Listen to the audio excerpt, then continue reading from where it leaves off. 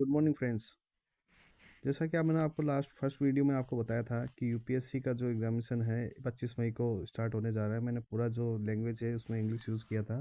तो दोस्तों, मैंने सबकी इंग्लिश मीडियम और हिंदी मीडियम दोनों बच्चों के दोनों जो मीडियम है उनके स्टूडेंटों को ध्यान में रखते हुए मैं बाईलिंगुअल जो इंग्लिश नम का लैंग्वेज में इंग्लिश और हिंदी दोनों का एक साथ वीडियो बनाऊंगा, जिसमें इंग्लिश मीडियम वाले भी और हिंदी मीडियम वालों के लिए भी आसान रहेगा। तो दोस्तों, अपने जो लास्ट वीडियो में डिस्कस किया था वो हमने डिस्कस किया था किसके बारे में?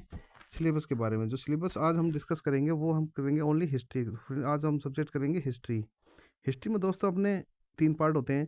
पहला होता है एशियंट हिस्ट्री, दूसरा होता है अपना दूसरा होता है अपना मिडिवल हिस्ट्री, और तीसरा होता है अपना मॉडर्न हिस्ट्री। तो फ्रेंड्स, अपन जो हिस्ट्री के पार्ट है वो आप डिस्कस करेंगे। सबसे पहले अपन डिस्कस करेंगे एशियन हिस्ट्री। एशियन हिस्ट्री के लिए सबसे जो यूपीएससी की सबसे अच्छी बुक बताई गई है, सबसे पहले हम स्टार्ट करेंगे आर एस शर्मा से। ये जो बुक आपके सामने स्क्रीन पर दिख रही है दोस्तों, ये आर एस शर्मा की बुक है, जो क्लास 11th की एनसीईआरटी बुक है। तो दोस्तों, इस बुक का जो पूरा है बहुत ही अच्छे ओरिएंटेड है। पूरा आपको जो इससे यूपीएससी में और एसएससी में बहुत अच्छा सिलेबस कवर हो जाता है, और इससे आप प्रीलिम्स ही नहीं मेंस में भी अच्छी राइटिंग लिख सकते हैं। और पूरा लिखने के लिए, मेंस के लिए अच्छा लिखने के लिए इसमें बहुत ही कंसेप्चुअल बुक मिलेगी, आपको फंडामेंटल चीज़ें मिलेगी। जैसे कि आप देख पा रहे हैं स्क्रीन पर, देखिए दोस्तों, ये जो an the important of Asian history, importance क्या है हिस्ट्री का अपने लाइफ में अंदर, क्या है, अपन इसको क्यों स्टडी करते हैं, क्या क्या मटेरियल होते हैं जिनसे अपन को एशियन हिस्ट्री के अपन को साक्ष्य मिले हैं, जिनके प्रूफ मिले हैं। तो सब दोस्तों, अपन इसको चैप्टर वाइज स्टडी करेंगे। जो एक चैप्टर एक से लेके जो इसका कंटेंट है वो पूरा दोस्तों, पूरा 20, 21, 22, 23 से लेके पूरा 27 तक है। जो legacy in science and civilisation, जो अपने ये मोस्ट इंपॉर्टेंट है, और सारे चैप्टर दोस्तों इसके इंपॉर्टेंट है, जो सीरीज वाइज अपन इसमें स्टडी करेंगे। तो दोस्तों, प्ले लिस्ट में आपको इस चैनल पर डालता रहूँगा एक एक चैप्टर की, और एक भी आप चैप्टर इसमें अवॉइड ना करें दोस्तों। एक भी चैप्टर, एक एक लाइन इसकी इंपॉर्टेंट है, एक एक लाइन। ये दोस्तों यूपीएससी का एग्जाम आप फाइट करने जा रहे हैं, जो अपने देश का प्रथम स्तर का जो एग्जाम है। तो दोस्तों, अपन स्टार्ट करते हैं आज से without any wasting of time.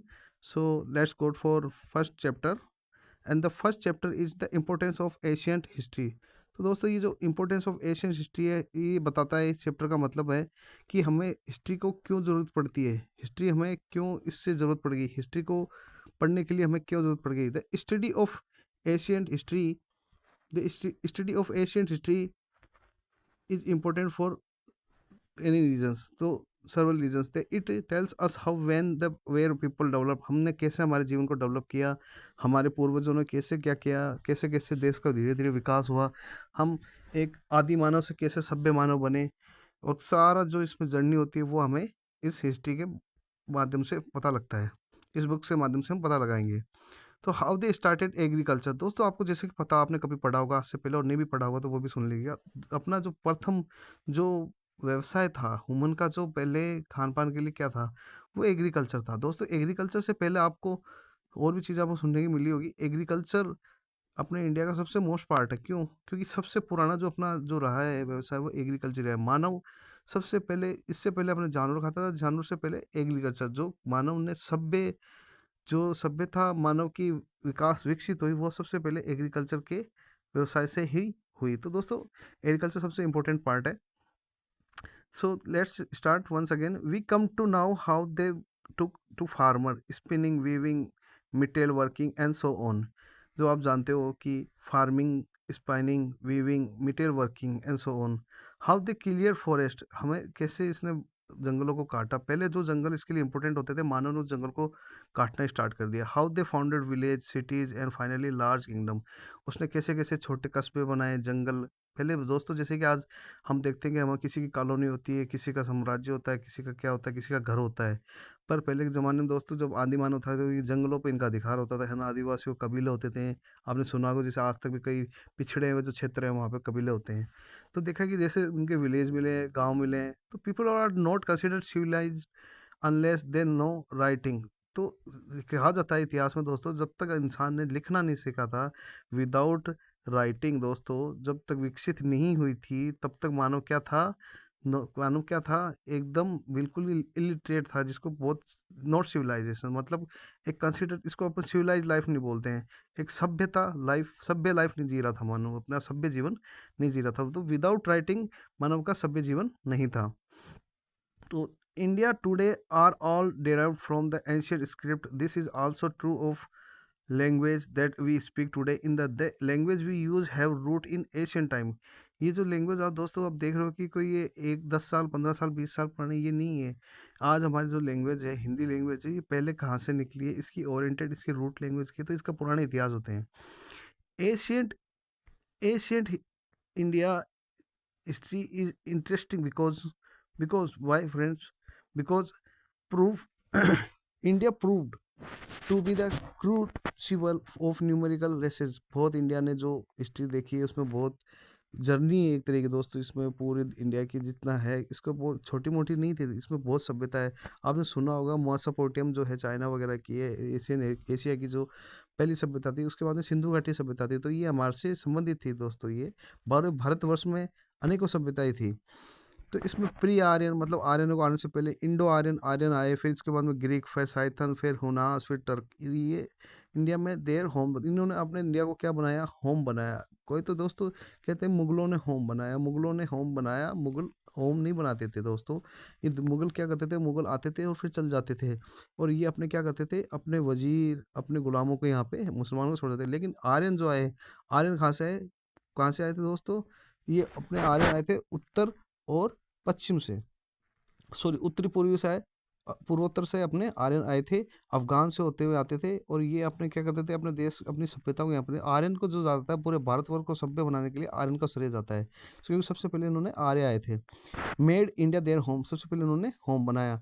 Each ethnic group contributed it might to the taking Indian culture, all these people mixed up to so inextricably with one another that at present none of them can be identified with their original form। तो दोस्तों इन्होंने अपने क्या है, अपने सारे अलग अलग सभ्यता, इन्होंने सब अपना अलग अलग सभ्यता करी, इन्होंने अपने अपने दोस्त अपने हिसाब से जीवन जिया, और अपने अपने जो इनके क्षेत्र होते थे उन्होंने अपना जीवन जो दोनों के तरीके हैं, जैसे आर्यन के जीवन के तरीके हैं, उन्होंने भगवान को माना, उन्होंने क्या क्या बताया कैसे सभ्य इंसान होते, तो इन्होंने अपने आप के यहाँ पे आके साम्राज्य भी स्थापित किया, अपना स्टेट भी स्थापित किया, कह सकते हैं कि अपने अधिकार किया ज़मीनों पे, और अपना खुद का जीवन यहाँ पे खुद का घर, इंडिया को अपना घर बनाया। India has since Asian time been the land of several region। Ancient India witnessed the birth of Hinduism। Why? Friends, can you tell me? यहाँ पे देखिए यूपीएससी क्वेश्चन उठा सकता है, Why India is witnessed the birth of Hinduism, Jainism and Buddhism? Can you reply someone? दोस्तों मेरे को comment में बताना कि क्या रीजन रहा है Hinduism, Jainism, Buddhism. But all these culture are religious intermerge and acted and reacted upon another one another in such a manner that how people speak language, practice different right, observe different social custom। तो जैसे जो अपन देखते हैं कि language के नहीं, हमारी हर चीज़ का जो कल्चर है वो आपको उसकी लैंग्वेज से पता लगता है, उसके पहनावे से पता लगता है। Our country shows a deep unity in spite of a great diversity. दोस्तों आपने सुना भी होगा, बचपन से हम सुनते आ रहे हैं कि यूनिटी इन डाइवर्सिटी, अपन बचपन से सुनते आ रहे हैं कि यूनिटी इन डाइवर्सिटी, तो ये अपन सुनते आ रहे हैं। क्यों दोस्तों, क्योंकि हमारे यहाँ अलग अलग कल्चर है, हम हमारे कोई एक ही कल्चर नहीं है। जैसे राजस्थान का अलग होता है, हरियाणा का अलग होता है, एक स्टेट वाइज कल्चर है जो कि हमको लैंग्वेज से पता चलता है और उनके पहनावे से पता चलता है। तो दोस्तों ये हमारी संस्कृति भी जुड़ी हो, संस्कृति का इतिहास ही पुराना इतिहास सबसे माना जाता है, जिसकी अपन संस्कृति से पता लगा सकते हैं कि मानव की सभ्यता कैसी रही है। The ancient strove for unity, प्राचीन ने क्या सिखाया हमेशा कि यूनिटी में बंधा रहा है। द अपॉन दिस वास्ट सब कॉन्टेंट में जो उपमहाद्वीप थे, ये इन्हें नेम इज भारतवर्ष, जो आज हमसे अलग अलग निकले हैं दोस्तों, ये चाइना, बंगाल, नेपाल, ये सारे देश भारतवर्ष के थे, म्यांमार, सब ये भारतवर्ष पूरा था दोस्तों पुराने ज़माने में, मतलब प्राचीन भारत जो इसको कहा जाता है। On the land of was given to the whole country after of Asian tribe called the people Bharat people were called the Bharat दशनत और दशानंद of Bharat our ancient poet। तो friend and writer viewed the country as an entity। They spoke of the land stretching from allies and the sea as the proper domain in universal monarch। So जो जिसने दोस्तों आपने देखा होगा इस line का जो स्पेशली मैं आपको बता देता हूँ, मतलब ये लाइन आपको डिफिकल्ट लग रही होगी, हिंदी मीडियम वाले स्पेशली देखेगा। They spoke of the land stretching from Himalayas, Himalayas to the sea. Himalaya से लेकर समुद्र तक जो प्रॉपर डोमेन यूनिवर्सल मोनार्क था, मतलब जो राजधानी थी। The king who try fill their authority from Himalaya captain Comorin and from the valley, valley Brahmaputra in the east and the land in the west for universal prime were called चक्रवर्तीज। जो ये जो दोस्तों मैं बता देता हूँ इस लाइन का मतलब कहना क्या है चाहते हैं। जो हमारा भारतवर्ष है दोस्तों, पूरा पूरा जो भारत देश से देखिएगा आप स्क्रीन पर, पूरा जो अपना ये जो उत्तर में हमारे हिमालय, उत्तर में दोस्तों हमारे हिमालय नॉर्थ में, और साउथ में आपने देखा होगा समुद्र है, जो पेनिसुला है, ये इंडिया का जो नीचे का पार्ट है, ये समुद्र है दोस्तों पेनिसुला। तो इसमें कहना चाह रहे हैं कि ये नॉर्थ से लेके जो साउथ तक था, और ब्रह्मपुत्र से लेके पूर्व से लेके पश्चिम तक जो रहा है, पूरा ये जो भारत रहा है, इनका क्या नाम था, क्या नाम देते थे इनको, देखिएगा आप ध्यान से, क्या नाम दिया जाता था। Kings who tried their authority from Himalaya Comorin from the valley Brahmaputra in the east and the land Indus in the west were universally प्रेबल कॉल्ड द चक्रवर्तीज। जो पूरा जो भारतवर्ष होता था दोस्तों, पूरा जो भारतवर्ष होता था, जैसे नॉर्थ में हिमालय होता था यहाँ पे, और साउथ में क्या होता था, सी। आपने देखा होगा दोस्तों, साउथ में अपने भारत के नक्शे में धीरे धीरे ये होता है, ये पेनिसुला भारत, प्रायद्वीप भारत, इसको बोलते हैं पेनिसुला इंडिया। और ये जो दोस्तों वेस्ट, वेस्ट में क्या होता था अपने, वेस्ट ये ईस्ट है, ये पूर्व हो गया। पूर्व में क्या है अपने सिंधु घाटी सभ्यता, इंडस सभ्यता, जो इधर पाकिस्तान के टच में भी, और थोड़े राजस्थान पंजाब हरियाणा का क्षेत्र जो इधर आता है। और दोस्तों इधर का जो एरिया है, ये वाला एरिया जो है, इसको बोलते हैं वेस्ट एरिया, यहाँ क्या ब्रह्मपुत्र।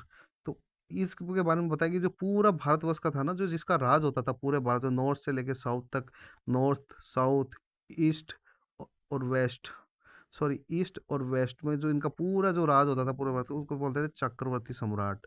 आपने सुना होगा अशोक चक्रवर्ती सम्राट था, क्यों, इसी कारण था क्योंकि उसका पूरा भारतवर्ष पर राज हो गया था। कलिंग के युद्ध के बाद में अशोक ने क्यों छोड़ दिया था, उसका हृदय परिवर्तन होने के बाद में उसने छोड़ दिया। देखो देखो नेक्स्ट लाइन में दोस्तों आपको सुनने को भी मिलेगा, जैसे कि आपने ये देखा होगा Chakravarti, this kind unity was attend at least twist, ये ऐसी यूनिटी दो बार होती थी। In century BC Ashoka extend his the whole country except the extra again the fourth century, मतलब एडी, एडी का मतलब आप जानते हो, ये जो क्रिश्चियन काल में अपन सोचते हैं कि इसमें एडी, आपने सुना होगा ईडी होता है ये आपको टाइम समय का बताता है। बिफोर मतलब बिफोर क्रिश्चियन, मतलब क्रिसिस की मौत के से पहले, क्रिसिस की मृत्यु से पहले, इनके गॉड क्रिसिस जो क्रिश्चियन गॉड होते हैं उनकी मृत्यु से पहले। आफ्टर डेथ ऑफ क्रिश्चियन, ये एडी का मतलब था आफ्टर डेथ ऑफ क्रिश्चियन। ये आपको दोस्तों नेक्स्ट वीडियो में मैं आपको समराइज करके आपको ये चीज़ समझा दूंगा, मैं जो समय काल की जो गणना कैसे की जाती है हिस्ट्री में।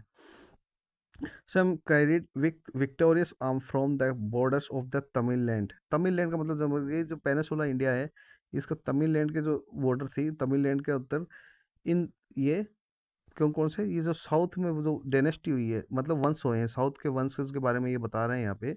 इस बुक में बताया जा रहा है कि साउथ के जो वंशज हुए हैं, जैसे कि आपने देखोगे Tamil land in the century of Chalukya king, Chalukya, Pulakeshin. एक अभी मूवी भी आई थी दोस्तों, आपको ध्यान हो तो, पुलकेशिन, देखना आप, सर्च करना यूट्यूब पर, पुलकेशिन, पुलकेशिन द्वितीय, पुलकेशिन फर्स्ट।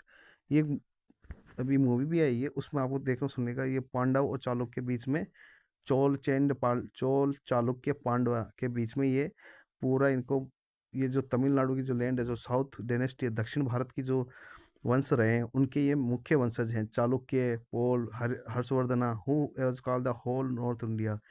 नॉर्थ इंडिया के लिए हर्षवर्धन को क्यों कहा जाता है दोस्तों, हर्षवर्धन के बारे में एक कहा जाता है कि पूरे भारतवर्ष में जो हिंदू राजा का जो हिंदुत्व को दोबारा जिंदा जो इसने किया था, हर्षवर्धन ने किया था। जो राजपूतों में आपने सुना होगा कि बेस राजपूत एक कास्ट होती है दोस्तों, बेस राजपूत, वो इसी के होते हैं, राजा हर्षवर्धन उनके वंशज थे। In the spite of political unity, politic formation, country assumed more or less the idea that India constituted one single geographical unit present in the mind of conqueror and the cultural leader. The unity of India was also recognized by foreigners. दोस्तों इतिहास के बारे में इस line का कहने का मतलब है कि द आइडिया, द विचार जो आया द इंडिया का, constituted one single geographical unit प्रेयरसाइज्ड in the mind of the conquerors and cultural leaders. जो सांस्कृतिक लीडर्स रहे हैं, कॉन्करेंस लीडर रहे हैं, उनके माइंड में ये है कि इंडिया जो कितनी भी चाहे विविधता हो, लेकिन इस पूरी यूनिटी को किस नाम से जाना जाएगा? इंडिया। किस नाम से जाना जाएगा? इंडिया। इसकी ज्योग्राफिकली स्ट्रक्चर को देखते हुए सबको एक मानते हुए अपन किस नाम से इसको जानेंगे? भारत। किस नाम से जानेंगे? भारत। तो दोस्तों इसके नाम से, भारतवर्ष के नाम से इसको जाना गया। क्यों जाना गया? क्योंकि कई फॉरेनर्स ने इनको टाइटल दिया, इसकी ज्योग्राफिकल शेप को देखते हुए, इसके इतिहास को देखते हुए, इसके सांस्कृतिक इतिहास को देखते हुए, फॉरेनर्स जो विदेश से थे उन्होंने आए और यहाँ पे इसको अलग अलग इसकी सभ्यता को देखते हुए इसको इंडिया नाम दिया। दोस्तों हम आगे चैप्टर में भी पढ़ेंगे कि इंडिया नाम क्यों पड़ा, इसको भारतवर्ष क्यों कहते हैं, इसको हिंदुस्तान क्यों कहते हैं। ये सारी चीज़ें दोस्तों आपको मैं एक एक लाइन के थ्रू एक्सप्लेन करूंगा। फॉरेनर्स के बारे में अभी आगे की लाइन में बताने जा रहे हैं। They first came into contact with the people living in Sindhu और इंडस। वाई? आज आप लोग सोचते होंगे कि आज आपको दोस्तों देखिए बताऊंगा मैं, थोड़ा सा इस एक्स्ट्रा आपको चीज़ बताना चाह रहा हूँ कि आप ये लोग देखते होंगे कि जो भी आता है सिंधु घाटी सभ्यता के लोगों से क्यों पहले आते हैं। देखिए लोग सबसे पहले सिंधु घाटी सभ्यता से क्यों आते हैं? तो दोस्तों एक बार ये देख लेना, एक बार मैं वाइडली भारत का नक्शा बना रहा हूँ इसके ऊपर। ये यहाँ पे ये पूरा पूर्व, ये उत्तर, और ये पश्चिम, और ये साउथ मतलब दक्षिण। पूर्व,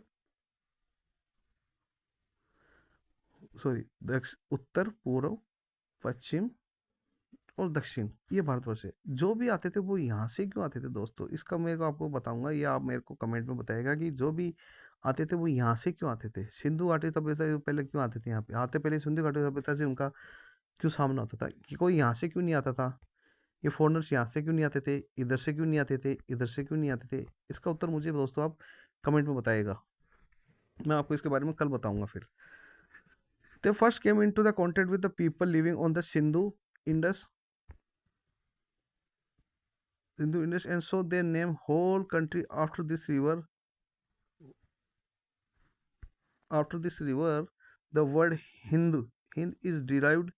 Hind is derived from Sanskrit. देखिए दोस्तों ये ध्यान से पढ़िएगा। The word is Hindi. Hind is derived from the Sanskrit terms Sindhu. Sindhu का जो संस्कृत में सिंधु का टर्म है उसको हिंदू बोला गया संस्कृत के अंदर। And in course of the time and country came to the नाम India. Why? India in Greek, Greek में क्या बोला गया? India. And Hind in Persian. देखिएगा दोस्तों अलग अलग वर्ड के हैं, जो हिंद है वो पर्शियन में है, एंड अरेबिक लैंग्वेज में इसको हिंद बोला गया। सिंध को हिंद बोला गया, ठीक है। और इसको ग्रीक में क्या बोला गया? इंडिया। क्या बोला गया? इंडिया। इंडिया बोला गया। ग्रीक वर्ड से ही हमारा जो ये देश का नाम पड़ा है वो इंडिया पड़ा है दोस्तों। आप पूछ लेते हैं कभी कभी दोस्तों, इंटरव्यू में पूछा जाता है आपसे कि इंडिया का नाम कैसे पड़ा? भारतवर्ष का अपना हिंदुस्तान है, हिंदी नाम होना चाहिए, इंडिया कैसे पड़ा? तो इंडिया इंग्लिश में नहीं दोस्तों, ये ग्रीक में है। देखिएगा अब ये आपने आज तक नहीं सुना होगा दोस्तों, ये ग्रीक में नेम है क्या? इंडिया। किसके द्वारा दिया गया? ये पर्शियन द्वारा। किसके द्वारा? पर्शियनों के द्वारा दिया गया है। Hind and Arabic language. We find continued effort for the linguistic and cultural unity for the unity of the country.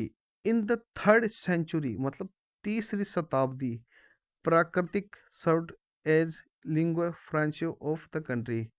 प्राकृतिक, प्राकृत प्राकृत के एक सर्व्ड है। सर्व्ड मतलब उन्होंने भ्रमण किया, सर्व किया, सर्वे किया through out the major portion of India. Ashoka का इंक्रिप्शन मतलब अशोक के अभिलेख, अशोक के इंक्रिप्शन है, हिंदी मीडियम वाले देख लेना। इस लाइन का मतलब है अशोक इंक्रिप्शन, अशोक के अभिलेख वर रिटन इन द प्राकृतिक लैंग्वेज। सबसे पहले जो लैंग्वेज दोस्तों जो रही गई है, आप क्या मानते हो? आज की लैंग्वेज, अपनी जो लैंग्वेज है दोस्तों, पहले की आज की लैंग्वेज क्या है दोस्तों? मैं आपको 1 मिनट बताना चाहता हूँ। आज की लैंग्वेज है अपनी हिंदी, ओके। इससे पहले क्या थी अपनी? संस्कृत। अब इससे पहले क्या हो रहा दोस्तों कि संस्कृत तो ये वैदिक काल से हुई, ठीक है। अब उसके बाद में हिंदी आने से पहले एक लैंग्वेज होती थी, उसको बोलते थे प्राकृतिक लैंग्वेज। प्राकृतिक लैंग्वेज का मतलब है ये तीसरी शताब्दी की सबसे लैंग्वेज है, और इसमें अशोक के काल की लैंग्वेज है। अशोक के जिसने भी लिखे, गुप्त पीरियड में जो लिखा है, इसने अशोक ने वो प्राकृतिक लैंग्वेज में लिखा। तो दोस्तों क्वेश्चन आ सकता है कि अशोक के अभिलेख कौन सी लैंग्वेज में लिखे गए? ध्यान रखना ये एक प्राकृतिक लैंग्वेज में लिखे गए, बाद में ये संस्कृत में उद्धृत की गए। एंड द सेम देखिए कि लेटर संस्कृत एक्यूरेट, ये एक बार लाइन देखिएगा दोस्तों जिसको मैं अंडरलाइन कर रहा हूँ। Acquired the same position and served as the state language. फिर स्टेट लैंग्वेज क्या होगी? संस्कृत। इन द रेस रेम remotest part of the country. Process become prominent in the Gupta period in the 4th century। First century में Ashoka period का था और fourth century AD. although politically the country was divided into numerous small state। Later जो post India था, post Gupta, Gupta के बाद में, गुप्त वंश के बाद में देखो दोस्तों, इंडिया जो है वो छोटे छोटे भागों में, एल्दो पॉलिटिकली मतलब राजनीतिक रूप से the country was divided into the numerous small state, मतलब अलग अलग पार्टों में ये विभाजित हो गया अपना देश जो Bharatvarsha. The official document were written in Sanskrit. जो इसके ऑफिशियल है, जो कार्यकारी के लिए जो है ऑफिशियल है, वो संस्कृत में लिखे गए थे सबसे पहले। आप ये ध्यान रखना, ऑफिशियल लैंग्वेज है वो सबसे पहले संस्कृत में लिखे गए थे डॉक्यूमेंट्स होते हैं। Another notable fact is the ancient epics, the Ramayana and the Mahabharata. The Ramayana and the Mahabharata were studied with same studied with same zeal and devotion। मतलब सब दो, झील का मतलब होता है जोश और भक्ति। In the studied with the land of the Tamil as in the intellectual circles of Banaras and Takshashila. जो रामायण और महाभारत का था इसमें क्षेत्रवाद नहीं था दोस्तों। एक चीज मैं आपको और बताना चाहता हूँ, एक क्वेश्चन आ सकता है यूपीएससी में। देखो दोस्तों, यूपीएससी कई बार एक चीज पूछेगा आपसे कि क्षेत्रवाद के आधार पर ग्रंथों का क्या विश्लेषण किया गया। जैसे आपसे पूछ लेगा रामायण एंड महाभारत, इनका क्षेत्रवाद के आधार पर कैसे इनका विश्लेषण किया। ये ग्रंथ यूनिटी को, डाइवर्सिटी को यूनिटी में कैसे बदल के रखते हैं, ये इसका भी जवाब भी मेरे को बताया था दोस्तों। मैं पहला क्वेश्चन मैंने आपसे पूछा था, अशोक वाला पूछा था, और एक ही है कि कौन सी मतलब क्यों बांधे रखते हैं ये। इसी से ये लाइन है देखो, Mahabharata were study with the same zeal and devotion. मतलब अलग अलग स्टेट होते हुए भी सेम झील मतलब जोश, और डिवोशन मतलब भक्ति भाव के साथ अलग अलग, मतलब नॉर्थ इंडिया और साउथ इंडिया में भी अलग अलग होते हुए भी, जैसे बनारस तक्षशिला ये कहाँ है, ये नॉर्थ इंडिया में है। और साउथ इंडिया में क्या है दोस्तों, तमिल। जो हमें तमिल और बनारस में अलग अलग क्षेत्र के होते हुए भी रामायण और महाभारत का सेम जोश और सेम भक्तिभाव क्यों मिलता है, ये क्वेश्चन यूपीएससी पूछता है दोस्तों। Originally composed in Sanskrit, these epics came to be presented in different local language। Originally जो ये थे रामायण महाभारत, ये किस में थे दोस्तों? रामायण जो महाभारत है ये किस में थे दोस्तों? ये थे संस्कृत में। और इसको बाद में अलग अलग क्षेत्र की लैंग्वेज से इनको जैसे तमिल में आया तो तमिल में ले लिया, और साउथ में जैसे अलग अलग लैंग्वेज होती है उसमें ले लिया, पंजाब में तो पंजाब में तो वो हिंदी में ज़्यादातर, मोस्टली नॉर्थ इंडिया में तो हिंदी में जाना चाहते हैं दोस्तों। बनारस वगैरह जो है यूपी के हैं, उत्तराखंड वगैरह जो है, इनमें सब में नॉर्थ में तो हिंदी में था, लेकिन साउथ में जाके दोस्तों आप जाओगे तो वहाँ मोस्टली तमिल, कन्नड़, ये अलग अलग लैंग्वेज आपको मिलेगी। तो वहाँ पे जाने के बाद में इन्होंने क्या किया, डेक्कन में जाने, मतलब डेक्कन का मतलब होता है साउथ के एरिया, जो ये वाला एरिया होता है दोस्तों, जो नीचे का पूरा जो समुद्र के किनारे जो एरिया है, ये होता है पूरा साउथ का, केरल, तमिल। तो यहाँ पे जाने के बाद में दोस्तों इन्होंने अपना क्या किया, लैंग्वेज चेंज हो गई, लेकिन भक्ति भाव के वही भाव रहे। महाभारत रामायण का वही उनका भाव है, वही जोश रहा। ऐसे नहीं कि साउथ में जाने पे महाभारत रामायण को कम जानते लोग, नहीं, वो समान उत्तर भारत और दक्षिण भारत में समान भक्ति भाव रहता है।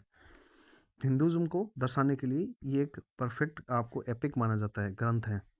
But whatever the form whatever but whatever the form in which Indian culture, values and ideas were expressed, the substance remained the same throughout the country। Same through out the country. So जो कि मैंने अभी बात आपको समझाई वही यहाँ पे किताब में समझाना चाह रहा है कि in which culture, values and ideas were expressed, the substance remain. मतलब जो भी मटेरियल था जिसमें इंडियन कल्चर की वैल्यू और आइडियाज थे वो सेम थ्रू आउट, मतलब पूरी कंट्री में एक ही भाव थे। जैसे रामायण महाभारत में सबके एक ही भाव थे, एक ही कल्चर था और एक ही नॉलेज था। ऐसे नहीं कि कहीं महाभारत और तरीके से बताई जा रही है, साउथ में एक और तरीके से बताई जा रही है, ऐसा कुछ भी नहीं था दोस्तों। तो दोस्तों नेक्स्ट पैराग्राफ हम चलते हैं। Indian history deserve our attention because, देखिएगा line, Indian history deserve our attention because a peculiar, peculiar का मतलब होता है peculiar type of social return, जिसमें आपको एक स्पेसिफिकेशन मिलता है हर चीज़ क्यों अट्रैक्टिव होती है। और फिर सोशल सिस्टम मतलब सामाजिक प्रणाली कैसे थी, विच डेवलप्ड इन दिस कंट्री, जो कि इस कंट्री को विकसित किया। इन नॉर्थ इंडिया, देखिएगा दोस्तों, इन नॉर्थ इंडिया अरोज द वर्ण कास्ट। आज आप देखोगे कि हमारे ये दोस्तों बहुत ही टॉपिक भी रहा है ये, दोस्तों ध्यान से समझना। ये लास्ट पैराग्राफ है लेकिन बहुत छोटा पैराग्राफ है, लेकिन बहुत इंपॉर्टेंट पैराग्राफ है, ये आप समझेगा। वर्ण कास्ट, वर्ण कास्ट मतलब होता है कास्ट सिस्टम जो है हमारे नॉर्थ इंडिया में आपको ज़्यादा देखने को मिला। जैसे आप देखोगे कि ब्राह्मण, ब्राह्मण वर्ण कास्ट का मतलब होता है। जैसे क्षत्रिय, क्षत्रिय का अपने घर में रिश्ता करता है। वर्ण कास्ट का मतलब होता है कि जो अपने सामाजिक जीवन, सोशल सिस्टम, जिसमें शादी विवाह की ये जो आते हैं, जो सामाजिक संस्कृति का एक भाग है, इसमें वर्ण कास्ट जो होता है हमारे नॉर्थ इंडिया में, सॉरी उत्तर भारत में, वर्ण कास्ट में होता है। यहाँ पे आपको जाति का कास्ट सिस्टम देखने को मिलेगा कि जो वर्ण कास्ट वाले जो जिस कास्ट का वो उसी कास्ट में अपने रिश्ते संबंध करते हैं, जो अपना विवाह करना पसंद करते हैं। To prevail almost all the country, the foreigner who came to India in ancient time were absorbed in the one caste or the other caste system affected even the Christian and the Muslim। ठीक है दोस्तों, जैसे मैंने बताया आपको कि जो foreigners आए उन्होंने देखा कि who came to India in ancient time were absorbed in the one caste और the other caste system affected even the Christian and the Muslim. Okay, उन्होंने देखा कि यहाँ पे अलग अलग कास्ट है, जैसे हिंदू धर्म भी अलग है, क्रिश्चियन अलग है, मुस्लिम अलग है। क्योंकि दोस्तों जो वेस्टर्न से जो मतलब, जैसे कि दोस्तों ये बताना आपको, ये यहाँ से जो पश्चिम से आते थे, जो पश्चिम से आने वाले थे, क्योंकि ये आपको ये ये ईस्ट हो गया, वेस्ट हो गया, यहाँ से जो लोग आते थे मतलब पश्चिम से, पहले दोस्तों ये सी रूट था, मतलब सिल्क रूट था, जिसको बोलते थे सिल्क रूट। ओके, मैंने आपको इशारा कर दिया। मैंने पहले जो क्वेश्चन पूछा था उसका आपको लगभग आंसर का अंदाजा लग जाएगा, जो पहले से यूपीएससी की तैयारी कर रहे हैं। सिल्क रोड से जो आते थे ना, वो फॉरेनर्स आते थे। जो आपने सुना होगा उत्तर भारत जो, सॉरी उत्तर पश्चिमी जो सभ्यता है, वेस्टर्न कल्चर, यूरोप जैसे जानते हो, वहाँ पे शादी विवाह जो संस्कृति है, वहाँ कास्टिज्म नहीं चलता है दोस्तों। वहाँ पे कोई कास्ट की रुकावट नहीं होती है, कोई कम्युनिटी की नहीं, कोई किसी से भी शादी करते रहता है वहाँ पे ऐसे अपने इंडिया की तरह नहीं है। जैसे कि मुस्लिम मुस्लिम से, हिंदू हिंदू से, क्रिश्चियन क्रिश्चियन से, ये सोशल सिस्टम वहाँ का नहीं है, ये वहाँ का कल्चर नहीं है। तो वो जो फॉरनर आते थे उन्होंने यहाँ पे अपने इंडिया के अंदर ये चीज़ देखी कि यहाँ पे कास्टिज्म है। कास्टिज्म किसके लिए? वर्ण सिस्टम है। वर्ण मतलब जो जिस जाति का वो उसी जाति में अपना सामाजिक जीवन जीना पसंद करता है, वहाँ पे वो अपने कंफर्टेबल रहता है। द कन्वर्ट, ये लाइन है दोस्तों, अब देखना। The converts belongs to the same some caste, and even they left Hinduism to join new religion. They continue to maintain some of their old caste practice। और कुछ विशेष चीज देखने को ये मिली, देखो द कन्वर्ट्स, कन्वर्ट जानते हो, the converts belong to some caste and even when they left Hinduism. ये देखना दोस्तों, ये लाइन देखना आप, दे लेफ्ट हिंदुइज्म, अगर वो हिंदू धर्म को छोड़ते हैं, they left Hinduism to join the new religion. They continued to maintain some of their old caste। तो फॉरेनर्स क्या देखा दोस्तों, जो बाहर से स्कॉलर्स फॉरेनर आए थे, दार्शनिक आए थे, बड़े बड़े जो फॉरेनर विदेशी आए थे, उन्होंने क्या देखा कि कोई हिंदू है, हिंदू ने अगर मुस्लिम धर्म अपना लिया तो वो देखते हैं कि अपना हिंदू का रिलेशन, ये नहीं कि पूरा इससे बॉयकॉट कर लिया, या फिर मुस्लिम ने हिंदू अपना लिया तो उसने पूरा अपने रिलेशन से बॉयकॉट कर लिया। ऐसा नहीं होता था दोस्तों। कई कई लोग जो होते थे वो उस धर्म को भी अपनाते थे। जैसे कि आपने देखा होगा कि कई मुस्लिम हनुमान चालीसा भी पढ़ते हैं, कई मुस्लिम हनुमान चालीसा भी पढ़ते हैं, कई हिंदू को देखा होगा कि दरगाह पे भी जाते हैं, मन्नतें मांगते हैं। तो वो एक आस्था होती है दोस्तों धर्म को। बाकी राजनीतिक रोटियां सेकी जाती है इस मामले में, ऐसा कुछ नहीं है। धर्म सब एक हैं, सब धर्म ईश्वर इंसानियत सिखाता है, सब धर्म दया सिखाता है, सब धर्म मेल भाव सिखाता है। तो वो सब चीज़ें कॉमन थी, वो क्यों थी दोस्तों? ये कल्चर था, ये एक पार्ट था। इसलिए तो हम यूनिटी इन डाइवर्सिटी में हैं, क्योंकि हमने सब मेल भावना, और इंडिया एक शांति का प्रतीक था दोस्तों। तो दोस्तों आज जो फर्स्ट चैप्टर है मैंने आपको कंप्लीट करा दिया, the importance of Asian history हमें क्यों इम्पोर्टेंट है। इससे हमने सीखा कि हमारे देश के अंदर कैसे-कैसे क्या धर्म हैं, कैसे-कैसे क्या विकसित है, क्या-क्या सभ्यताएँ हैं। तो दोस्तों आप मुझे लाइक और कमेंट में ज़रूर लाइक कीजिएगा, सब्सक्राइब कीजिएगा मेरे चैनल को, और मुझे ज़रूर बताइएगा कि मैंने जो क्लास ली है, मेरा स्टार्टअप कैसा था, उसमें मेरे को क्या-क्या करेक्शन है, क्या-क्या सुधार करना है। और मेरे मैंने जो मेरा थो दोस्तों है, जो ये सफ़र रहा है, ये जो सफ़र रहेगा, ये बहुत ही आपको पेशेंस और धैर्यशील सफ़र है। इसमें धीरे-धीरे एक-एक लाइन का हम स्टडी करेंगे, एक-एक चैप्टर का लाइन वाइज़ आपको स्टडी किया जाएगा, उस चीज़ को समझाया जाएगा, और भी आप इसमें सुधार सकते हैं, और किसी का क्वेश्चन हो तो कमेंट में बताइएगा। थैंक यू दोस्तों, जय हिंद, जय भारत।